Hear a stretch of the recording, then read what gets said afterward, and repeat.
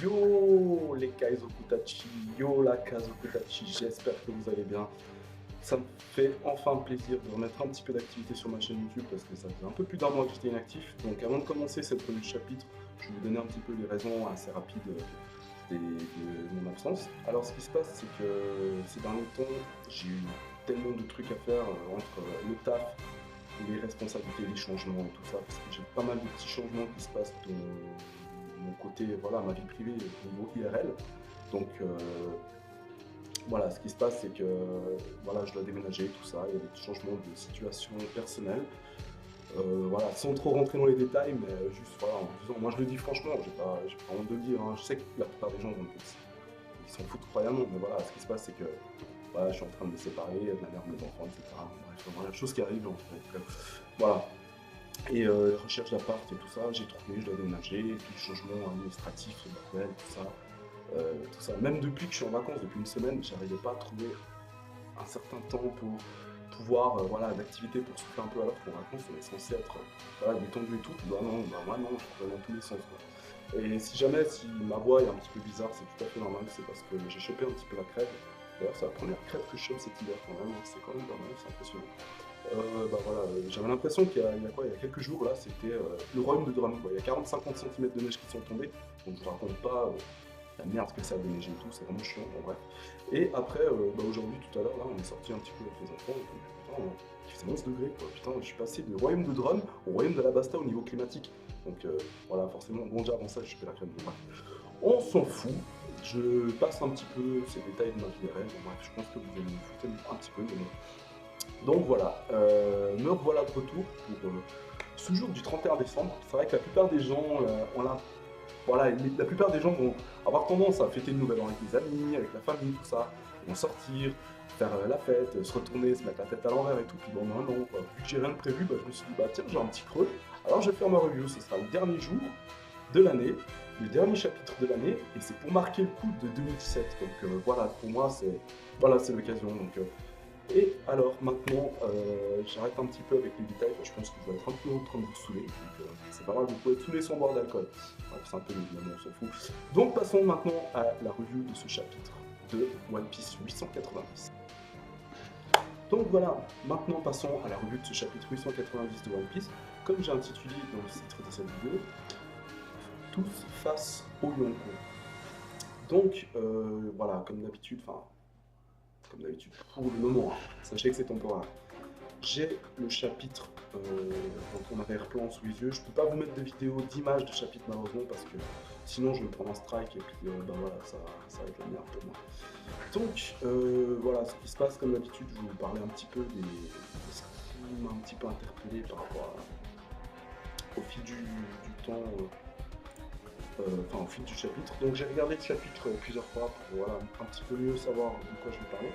Donc le premier truc qui m'a interpellé déjà, c'est vers les premières pages du chapitre. C'est au moment où Big Mom, elle dit ouais mon gâteau, puis la page où vous savez elle est avec un seul bras et qu'elle est en train de démembrer le sel, littéralement. Alors déjà, pour moi, ça m'a un petit peu... J'étais un peu choqué, j'étais là, waouh. Ok, je vous l'accorde. Je suis d'accord avec vous, je pense comme tout le monde. Big Mom est un Yonko, on est d'accord. C'est la femme la plus puissante du monde de One Piece. Pour moi, hein, je pense comme beaucoup d'autres, je pense plus que la femme qui a rejoint l'équipage de Barbe Noire, là, je sais plus son nom, qui était enfermé dans l'étage, là, qui a ramené Katarina Devon, je sais plus quoi, enfin bref. Voilà, enfin pour moi, Big Mom, voilà, elle est au-dessus, hein, même si on n'a pas encore des rapports de force. D'ailleurs, on le voit, on le sait, mais je suis d'accord, elle a une force de malade. Elle avait une force de malade à 5 ans, elle avait une force de malade. Et malgré son âge, je sais plus quel âge elle a, mais bref, peu importe. Je suis d'accord avec tout ça, mais par contre, il y a un truc qui m'a quand même surpris, je pense que vous aussi, c'est comment elle a réussi à arracher une partie du film comme ça, à sa propre force, d'un seul bras. Ok, elle est en période de crise, je suis d'accord qu'en période de crise, elle peut avoir peut-être plus, parce qu'avec les nerfs, elle a plus d'adrénaline, plus de force. Mais elle a perdu du poids, faut pas oublier. elle a perdu du poids, elle est en pleine crise. Sa crise lui fait dépenser énormément de stamina, d'énergie, si vous voulez. Donc, au fil du temps, elle va avoir un peu moins de force par rapport au tout début de la crise. Je sais pas trop. Mais là, quand même, je pense qu'Oda essaie de nous montrer qu'elle possède une force tellement grande que voilà, elle déchique le Sonic. Pourquoi je dis qu'elle déchique le Sonic? Parce que, pour vous rappeler une chose, n'oubliez pas que le Sonic a été fait dans le bois d'Adam. Le bois d'Adam est le bois le plus solide du monde, si je dis pas de conneries. En tout cas, l'un des bois les plus solides du monde. L'arbre était, d'après les dires de Frankie, était le plus résistant, qui a résisté à des grandes guerres, l'arbre qui tenait debout, mais tout le reste du paysage. Genre, le truc était tellement énorme, ça résistait aux boulets de canon, aux plus grandes guerres possibles. Genre, bon, après, je sais pas si c'est résistant à Buster Call, hein, voilà, je suis pas non plus. Enfin, vous voyez, mais on sait que c'est un bois qui est vraiment très résistant, donc de voir qu'à la force de Big Mom arrive à péter le bois d'avant comme ça, c'est quand même surprenant, quoi. Mais voilà, c'est la volonté des Shiroda. On pourrait rien y faire, on pourrait rien dire, c'est comme ça. C'est quand même quelque chose qui m'a un petit peu. Putain, j'ai eu les yeux qui sortaient des orbites, quoi, un peu genre. Sugar avec. Enfin, genre voilà, j'étais un peu comme ça, hein. C'est ma réaction en voyant ça, j'étais ah, ouais, putain, ok. Et après, il y a aussi un truc qui est quand même impressionnant, qui m'a un petit peu interpellé aussi, c'est que Big Mom, malgré elle fait sa crise depuis 8 heures seulement, elle garde encore sa lucidité. Perosperos nous l'a dit. D'ailleurs, on le voit, c'est cité tout, ok. Mais ce que je comprends pas, ce que je me demande, peut-être je me pose trop de questions aussi, mais voilà, je vais quand même vous en parler, c'est que durant la crise qu'elle a eue à la bergerie, elle avait quoi? Elle avait 5 ans, 6 ans, enfin bref, voilà, la crise de la bergerie, si vous vous souvenez bien. Ça faisait 5 ou 6 jours qu'elle n'avait pas mangé de ce là, elle a fait une crise, elle se disait elle va tenir le coup, mais elle n'a pas tenu le coup. Elle a bouffé tout le monde, Mother Caramel, tout le monde, les enfants de la bergerie, tout ça, et elle se souvenait pas. Donc, elle n'a pas gardé sa lucidité, pour moi. Et je pense que son trouble alimentaire, qu'elle a eu déjà plutôt gamine, à 5 ans, c'est un trouble, on va dire modéré. Mais en grandissant, en vieillissant, pendant des années, hein, parce qu'entre 5 ans et 68 ans, maintenant si elle a 68 ans, si je dis pas de conneries, ouais 68 ans c'est ça, et sa crise maintenant, elle dure depuis 8 heures. Donc entre 5 jours et 8 heures, voilà la différence. Donc sa crise qu'elle fait maintenant est beaucoup plus importante qu'une crise qu'elle faisait qui pouvait durer 5 ou 6 jours. Parce qu'en 8 heures, ok, elle garde sa lucidité, mais ses troubles sont tellement impressionnants qu'elle perd la maîtrise elle-même. Enfin, pas qu'elle perd la maîtrise elle-même, mais qu'elle n'arrive plus à se contrôler par rapport à la bouffe. Son trouble alimentaire est tellement grand, et tellement, lui fait tellement perdre les pédales qu'on dirait que oui, elle a déjà elle a les yeux en Rinnegan, un peu mode Rikudo Senin de Naruto, ça je suis d'accord, hein. Peut-être c'est un clin d'œil par rapport à ça. Mais ce qui se passe, c'est que, je sais pas comment expliquer ça, hein. C'est que la crise qu'elle avait quand elle avait 5 ans, elle était modérée, donc ça veut dire qu'elle avait du trouble, mais voilà, ça allait encore et tout ça. Mais là, la crise qu'elle fait, ça la rend complètement pareil, encore plus qu'avant. Donc ce qui se passe, c'est qu'une crise de 8 heures, maintenant, qu'elle a à 68 ans, par rapport à la crise qu'elle avait 5 ans, une crise maintenant, imaginez ce que ça ferait pendant 5 jours, si elle aurait eu la même crise qu'à la bergerie. Son état de crise qu'elle fait au bout de 8 heures est encore plus dévastatrice qu'une crise qu'elle a fait quand elle avait 5 ans. Je sais pas si vous voyez où je veux en venir. Peut-être je m'explique mal. Ce que je veux dire, c'est que... je sais pas comment expliquer ça. C'est qu'elle fait, au bout de 8 heures, sa crise... putain, j'arrive pas, je me perds un petit peu, j'en suis désolé. Et je pense que je m'attarde un petit peu par rapport à ça. Mais c'est que cette crise qu'elle fait, qui dure depuis 8 heures, lui fait des dommages corporels et lui fait perdre au psychologique aussi, sont plus importants que la crise qu'elle avait fait quand elle avait 5 ans, qui a duré 5 ou 6 jours. Parce qu'en prenant de l'âge, en prenant voilà, de l'âge, du poids et tout ça, sa crise alimentaire, son trouble alimentaire s'est développé, est devenu plus grand. C'est-à-dire, c'est comme si vous prenez, je sais pas, un exemple d'une personne qui est voilà, accro, je sais pas moi, la cocaïne, l'héroïne, tout ça. Peut-être, au bout de, je sais pas, quand elle a un trouble la personne a un trouble accro à un certain âge, 20 ans. Ça fait un an, voilà, ça fait, je sais pas moi, un mois que la personne est accro à une drogue. Donc ça veut dire qu'elle va peut-être tenir le coup. Mais plus le temps qu'elle reste accro, elle ne fait pas de cure de désintoxication, et qu'elle reste accro à cette drogue, plus le temps va passer, plus elle va être en manque plus rapidement. C'est-à-dire, au lieu de réussir à tenir sans ressentir le manque au bout de, je sais pas moi, d'une heure, bah, après une année, au bout d'une demi-heure, elle va déjà ressentir le manque. Je sais pas si vous voyez, voilà, c'est un peu la référence que j'essaie de faire. Donc c'est ça que je vais expliquer en fait. Voilà, je m'excuse d'avoir pris une explication, enfin voilà, presque on dirait que j'allais presque sortir un tableau, une blouse blanche, des lunettes et puis une crêpe, enfin voilà, mais bon, bref. C'était un peu, voilà, je voulais un peu expliquer un petit peu ça, puis rentrer dans les détails par rapport à ça, parce que pour moi, c'est comme ça que j'explique la crise qu'elle possède, la crise, trouble alimentaire qu'elle a. Ça fait beaucoup de mots, crise, trouble alimentaire, je sais, voilà. Et aussi, il y a un truc encore qui m'a interpellé, c'est contrairement, c'est par rapport à Napoléon. Napoléon, pour moi, après peut-être que je dis des conneries par rapport à... Bref, je sais pas, je me suis pas amusé, enfin, pas amusé, j'ai pas pris le temps de vérifier tous les éléments, vraiment pour faire un truc, je pense que c'est peut-être ça aussi un peu, bref, non, je pense à autre chose. Ce qui se passe, c'est que je pense, après peut-être que je dis des conneries, hein, donc voilà, je préfère le dire d'avance. Je pense que Napoléon, il a la forme de chapeau, mais c'était une arme de géant, de la tribu des géants. Mais Big Mom, en insufflant son âme, et en ayant, pour moi, Big Mom a éveillé son fruit du démon. Et en ayant maîtrisé l'éveil de son fruit, donc dans un sens, c'est un peu normal que Big Mom soit éveillé, parce que dites-vous bien que Katakuri est éveillé. C'est une certitude, ça vous l'a été dit. Mais Katakuri est en dessous de Big Mom, niveau force, expérience, puissance et tout ça. Big Mom est au-dessus. Donc, pour moi, ça me paraît plus ou moins logique que Big Mom ait éveillé son pouvoir du fruit du démon. Parce que si elle serait pas éveillée et qu'Atakuri le serait, pour moi, ça ferait une petite incohérence. Moi, je veux dire, ça me semblerait pas logique. Hein, voilà, donc après, c'est ma façon de voir les choses. Hein, donc après, vous avez le droit de pas être en accord avec ce que je dis. Hein, c'est tout à fait normal. Chacun se fait son avis, mais pour moi, je vois les choses comme ça. Donc après, je pense que son éveil, il nous l'a teasé ici dans ce chapitre. Il ne nous l'a pas directement dit.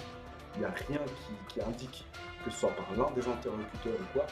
Mais pour moi, son fruit est éveillé parce que, en fait, du fait par ces trois homies, on sait que Big Mom a insufflé une partie de son âme dans les trois homies, dont Prométhéeus, Napoléon et Zeus.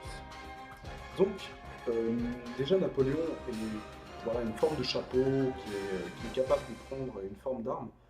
Je ne sais pas comment Big Mom a réussi à faire ça. Peut-être qu'elle a insufflé son âme dans Napoléon, qui est une épée qui arrive à changer de forme. Un peu comme une espèce d'objet, un peu comme l'épée de Spandam, là. Si vous voyez un peu ce que je veux dire, qui est capable de reprendre une forme d'éléphant. En fait, de prendre une forme d'épée, tout ça, c'est un petit peu, c'est pas la même chose. Je dis pas ça, attention. Je dis juste que Napoléon a cette particularité.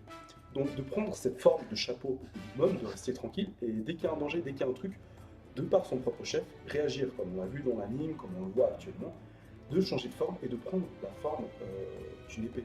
Et je pense que c'est l'épée des armes des géants. Mais je ne sais pas comment elle a réussi à faire à ce que son épée arrive à prendre un certain contrôle. Je pense que c'est le pouvoir de l'âme de Big Mom qui rend cette particularité accessible en fait. Donc du fait que si ça serait une épée normale, son fruit, son âme insufflée dedans, l'épée ne prend pas vie, donc ne peut pas agir de sa propre volonté, ne peut pas avoir cette particularité de pouvoir changer de forme et de s'allonger ou quoi que ce soit. Donc pour moi ça nous l'est prouvé. Et par le fait de son éveil, Big Mom, et je pense qu'il y a aussi un lien par rapport entre les trois homies, donc entre Napoléon, Prométhéeus et Zeus. Parce que je pense, d'après moi, bon, là, je pense que ça part plus en théorie que review, mais bon, voilà, je vous donne mon avis. Hein. Ce qui se passe, c'est que pour moi, Prométhéeus a réussi à transmettre, comme il y a un lien entre les trois, de par le fait de son éveil, je pense que Prométhéeus a réussi à transmettre une partie de sa particularité d'être une boule de feu à Napoléon, sans forcément, de manière logique, sans que ça brûle Napoléon, parce que Napoléon est un objet, donc il ne peut pas ressentir la douleur et tout ça, etc. Zeus non plus d'ailleurs, parce qu'il a été coupé en deux, mais il n'a pas fait waouh, sauf Prometheus qui arrive à dire waouh, c'est chaud, ça brûle, mais bon, je vais y revenir un peu par la suite. Donc, pour moi, voilà, ce qui se passe, c'est qu'il y a un lien entre les trois. Ils arrivent à se transmettre des pouvoirs à. Et je pense que c'est par le fait de l'éveil en fait. Je vois pas d'autre explication. Donc, peut-être je vais un peu loin, hein. Je suis en train de faire une mini-théorie dans ma review, bref, excusez-moi de me répéter, mais je pense que c'est ça, parce qu'on le voit sur les images. Donc, je vois pas d'autres. Et aussi par la suite, de voir quand même que Jinbei, malgré son haki, pourtant il a refusé du haki quand même vraiment en mode vraiment défensif, hein, pour tenir le choc par rapport à Big Mom, donc bloqué. Et je pense qu'il a l'air d'être un petit peu blessé. Il arrive à bloquer quand même le coup. Mais après, le fait que le coup est bloqué et que Big Mom remet encore plus de puissance juste pour l'éjecter, et on voit que quand même que Jinbei, ouais, voilà, il transpire et tout. Et on dirait qu'il a l'air d'être un petit peu atteint par la coupure et tout. C'est quand même impressionnant. Jinbei, c'est vraiment un atout puissant, quoi. Ils sont tous face à Big Mom et franchement, ils font vraiment face de manière admirable. Et par contre, après, le fait que Jinbei tombe dans l'eau, c'est un mal pour un bien pour moi, parce qu'en fait, quand après... Attendez, je vais en revenir un peu plus tard, parce que là je suis en train de mélanger les pinceaux, je m'excuse. Donc après aussi, il y a un moment où j'ai cru que Big Mom mettait du haki dans sa main. On voit que non, parce qu'après, par la suite, quand la page tourne, et que Chopper se met en World Point, on voit que sa main n'est pas recouverte de haki. Donc en fait, je pense que c'était plus pour représenter la vitesse et la puissance avec laquelle Big Mom met sa main et arrive à essayer de frapper, en fait. Et ensuite, le fait que, voilà, donc là je vais revenir là où ce que je voulais dire avant, c'est que le fait que Jinbei soit tombé dans l'eau est une bonne chose. Pourquoi? Eh bien, c'est simple. Parce que ça a été. C'est la façon dont le chapitre a été construit. Ok, il s'est pris une putain d'attaque de Big Mom, il a giclé tout, il a giclé dans l'eau. Ok, on sait que Jinbei a un poisson, il va pas se noyer, il risque rien. Voilà, donc après qu'il allait revenir à l'achat, c'était logique. Parce qu'on n'a pas vu qu'il était pas sérieusement blessé, hein. Il a giclé tout. Mais il est revenu, il a fait un truc un peu comme c'était à Marineford quand il a envoyé Luffy avec le gros bout de bois du mât arraché d'un bateau, puis Luffy s'est pointé face aux trois amirals. Ce qui se passe, aux trois amiraux, pardon, ce qui se passe, c'est que Jinbei, en refoutant son jet aquatique pour éteindre justement le navire qui est en train de cramer à cause des cheveux enflammés de Big Mom, déjà, ça a brûlé Prométhée. Pour moi, c'était what the fuck, je l'avoue. Ok. Mais moi, je pense que il a dit c'est chaud, ça doit être à cause du. Parce que de l'eau qui brûle un soleil, une boule de feu, bon, ça pourrait l'éteindre, ça devrait le rendre, mais. Je sais pas, c'est bizarre. Mais bon, après, peut-être c'est l'effet du sel de mer, hein, je sais pas trop. Bref. Mais après, c'est bien parce que ça l'a un petit peu. Pas tout à fait neutralisé Big Mom, mais ça a empêché de Prométhée se mettre en mode badass, cheveux enflammés et tout, puis il est juste en soleil tout bête, tout gentil, tout mignon, tout voilà, enfin vous voyez quoi. Mais on va dire ah c'est chaud, mais bon sang d'où vient cette eau. Je pense que c'est le sel parce que voilà, il est quand même né d'un fruit du démon et que voilà, ça l'affaiblit un petit peu. Donc ça affaiblit un petit peu Big Mom, ça lui met des bâtons dans les roues. Mais je pense que ce qui est bien, c'est que Jinbei, du fait qu'il était dans l'eau, qu'il a foutu de l'eau sur le bateau pour réussir un petit peu à calmer tout ça, et qu'ensuite il arrive à relancer une attaque, on se souvient que Jinbei arrive à faire des attaques qui sont avec l'eau qui se trouve dans le corps. Et le fait que son corps soit recouvert d'eau, peut-être que ça lui permet d'envoyer une attaque, justement son attaque ultime, de rendre son attaque ultime plus puissante face à Big Mom. C'est pas ça qui va être le cas au Big Mom, mais c'est quand même suffisant pour l'envoyer valser, quoi. Mais on l'a vu tout. Ça a pété le Sony, elle a giclé au loin, mais bon, Zeus est venu par la suite pour la sauver. Parce que, en même temps, c'est normal, il fallait s'y attendre. Si vous imaginez que Big Mom va tomber comme ça dans la flotte, être affaibli aussi facilement, non, attendez, si ça arrive à un truc comme ça, franchement, putain, c'est plus One Piece, c'est pas logique, quoi. Putain, même des petits soldats de la marine, un peu lambda, peut-être qu'ils peuvent tomber et tout, mais je pense pas quand même, quoi. Attendez, là, c'est un long coup, hein, c'est pas... Elle peut pas tomber comme ça, enfin, ce serait trop con, en fait. Il faudra un truc plus, puissant, quelque chose de mieux qu'une simple chute toute bête dans la flotte, quoi. Donc je pense que vous voyez à peu près où je veux en venir. Et ensuite, qu'elle arrive à revenir à la charge, et puis en plus qu'elle arrive encore après à allonger Napoléon et tout, puis encore par Prométhée qui se remet dans les cheveux et tout, c'est vraiment excellent, quoi. Et ce qui est aussi impressionnant aussi, c'est que par rapport aussi le fait que les Trix sont, voilà, c'est une mise. D'ailleurs on l'a vu, hein, elle arrive à prendre Zeus dans sa main sans se prendre des charges électriques, elle arrive à... non, par contre, après, elle se prend des charges, mais c'est la plus contre bref. Elle arrive quand même à avoir Prométhée dans les cheveux sans se cramer les cheveux, donc c'est quand même quelque chose qui fait à ce que soit c'est dû à sa peau qui est due à la résistance physique, ou soit dû à son éveil de plus de monde. C'est un éveil de monde. Après, ce qui est aussi bien, c'est que, voilà, donc, aussi, ouais, par rapport à Brooke qui dit montre-moi tes dessous, qui s'est mis interposé parce qu'il a anticipé le truc, il s'est dit pour protéger l'ami et tout, puis franchement c'était juste énorme, quoi. Puis bon, après t'as Chopper et l'ami qui sont à quoi avec, en mode putain mais il a fumé, quoi. C'est excellent, c'est juste énorme. Et que Brooke qui se concentrait sur Zeus pour déstabiliser Big Mom, franchement c'était énorme, quoi. Et puis encore un ami qui essaye encore de contrôler Zeus, qui arrive quand même un petit peu à foutre un coup à Big Mom, et voilà, encore Prométhée qui maintenant ressoule encore Big Mom. On voit Sonic en mauvais état et à la fin même voilà, Nami en mode un petit peu voilà, c'est en mode elle est en mode un peu comme comment ça s'appelle déjà, en mode pudding, manipulatrice et tout, qui disait ce qui se chie dessus, putain merde, elle me prend en otage parce que vous voyez que la Légion en croix avant, tout.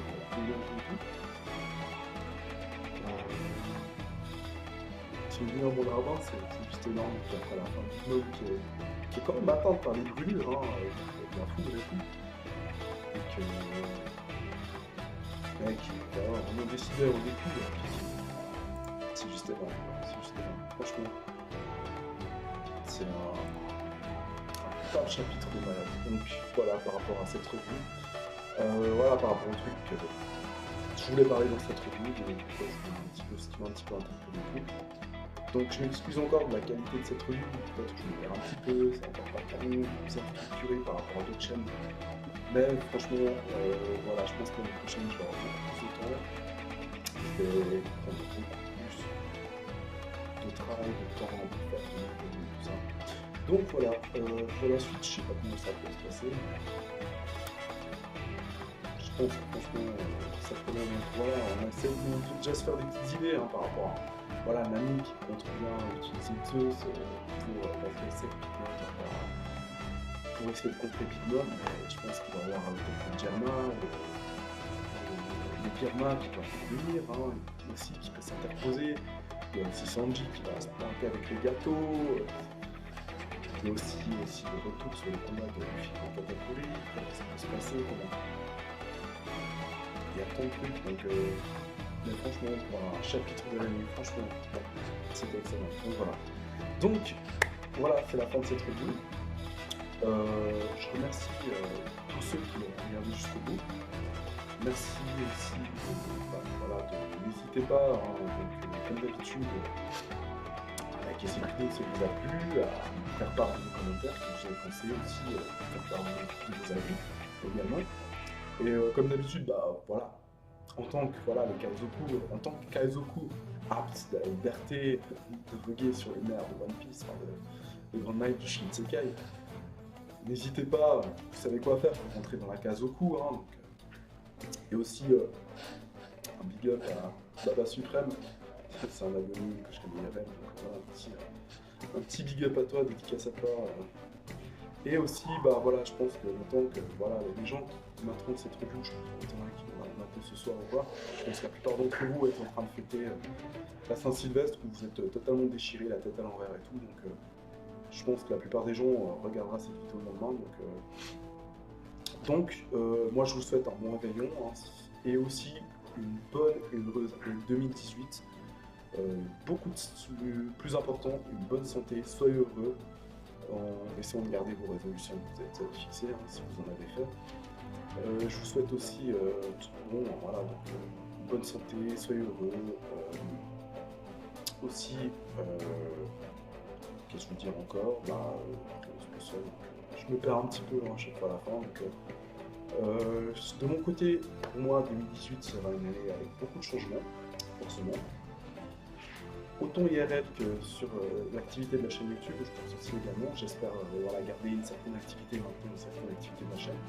Mais je vais aussi faire des changements par rapport à la qualité des reviews que je vais faire, enfin, tout ça. Donc, vraiment bien travailler, faire vraiment vous exposer de meilleurs contenus et tout. Donc, excusez-moi. Donc voilà, moi je vous dis sur ce, portez-vous bien, faites pas trop les fous et évitez de prendre le volant si vous avez la tête déchirée à l'envers. Voilà, donc évitez de prendre le volant, faites pas les cons, déconnez pas avec ça. N'oubliez pas qu'une seconde d'inattention, et surtout quand vous êtes dans un état où vous êtes totalement déchiré, ou défoncé par je sais pas quoi, n'oubliez pas qu'une seconde d'inattention, ça peut être toute une vie qui bascule. Donc jouez pas avec ça, c'est vraiment important. Donc faites gaffe, quoi. Soyez prudents sur les routes si vous conduisez. Évitez de prendre le volant, prenez un taxi, dormez chez un pote. La personne qui boit pas dans la soirée, voilà, rentrez avec tout. Donc, je me recommande par rapport à ça. Je pense qu'il y a beaucoup de gens, je pense que le doc avait aussi fait une petite vidéo par rapport à ça. Donc moi je vous dis bonne année 2018, soyez heureux, tout ça, donc bonne santé. Et moi je vous dis à la prochaine pour une nouvelle vidéo One Piece. Sur ce, portez-vous bien, à la prochaine et à bientôt, à l'année prochaine pour une nouvelle vidéo One Piece. Jane les Kaizoku.